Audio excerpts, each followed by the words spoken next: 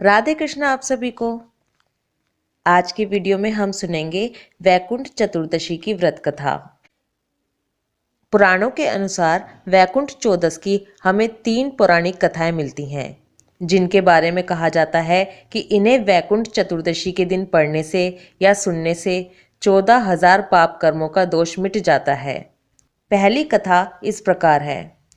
एक बार की बात है, नारद जी पृथ्वी लोक से घूमकर वैकुंठ धाम पहुंचते हैं। भगवान विष्णु उन्हें आदरपूर्वक बिठाते हैं और प्रसन्न होकर उनके आने का कारण पूछते हैं। नारद जी कहते हैं, हे प्रभु, आपने अपना नाम कृपा निधान रखा है। इससे आपके जो प्रिय भक्त हैं वही तर पाते हैं। जो सामान्य नर नारी हैं वह वंचित रह जाते हैं। इसलिए आप मुझे कोई ऐसा सरल मार्ग बताएं जिससे सामान्य भक्त भी आपकी भक्ति करके मुक्ति पा सके। यह सुनकर विष्णु जी बोले, हे नारद, मेरी बात सुनो। कार्तिक शुक्ल पक्ष की चतुर्दशी को जो नर नारी व्रत का पालन करेंगे और श्रद्धा भक्ति से मेरी पूजा अर्चना करेंगे, उनके लिए स्वर्ग के द्वार साक्षात खुले रहेंगे। इसके बाद विष्णु जी जय विजय को बुलाते हैं और उन्हें कार्तिक चतुर्दशी को स्वर्ग के द्वार खुले रखने का आदेश देते हैं। भगवान विष्णु कहते हैं कि इस दिन जो भी भक्त मेरा थोड़ा सा भी नाम लेकर पूजन करेगा वह वैकुंठ धाम को प्राप्त करेगा। वैकुंठ चतुर्दशी की दूसरी कथा के अनुसार एक बार भगवान विष्णु देवादिदेव महादेव का पूजन करने के लिए काशी आए। वहां मणिकर्णिका घाट पर स्नान करके उन्होंने 1000 स्वर्ण कमल पुष्पों से भगवान विश्वनाथ के पूजन का संकल्प किया। अभिषेक के बाद जब वे पूजन करने लगे तो शिवजी ने उनकी भक्ति की परीक्षा के उद्देश्य से एक कमल पुष्प कम कर दिया।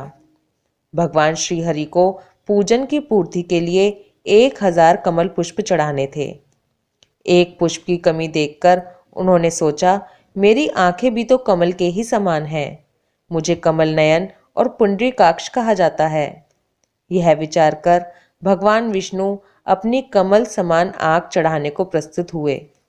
विष्णु जी की इस अगाध भक्ति से प्रसन्न होकर देवादिदेव महादेव प्रकट होकर बोले, हे विष्णु, तुम्हारे समान संसार में दूसरा कोई मेरा भक्त नहीं है।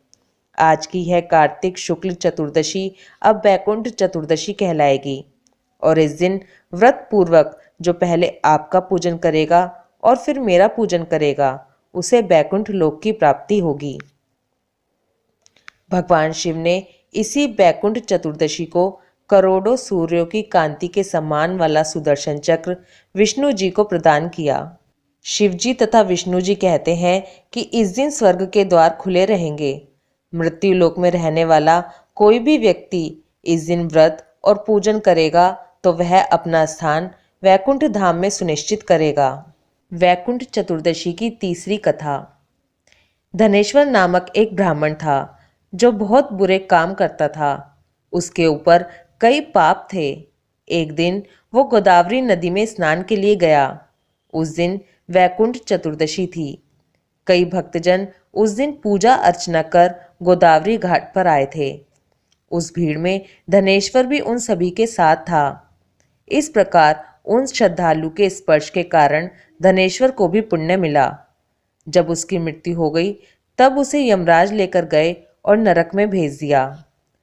तब भगवान विष्णु ने कहा, यह बहुत पापी है, पर इसने वैकुंठ चतुर्दशी के दिन गोदावरी स्नान किया और श्रद्धालुओं के पुण्य के कारण इसके सभी पाप नष्ट हो गए, इसलिए इसे वैकुंठ धाम मिलेगा। अतः धनेश्वर को वैकुंठ धाम की प्राप्ति हुई। ये थी वैकुंठ चतुर्दशी की 3 पौराणिक कथाएं। वैकुंठ चतुर्दशी के दिन भगवान विष्णु और भगवान शिव का पूजन करना चाहिए और अपना स्थान वैकुंठ धाम में सुनिश्चित करना चाहिए। गणेश जी की कहानी। एक बुढ़िया माई थी, मिट्टी के गणेश जी की पूजा करती थी। रोज बनाती रोज गल जाते।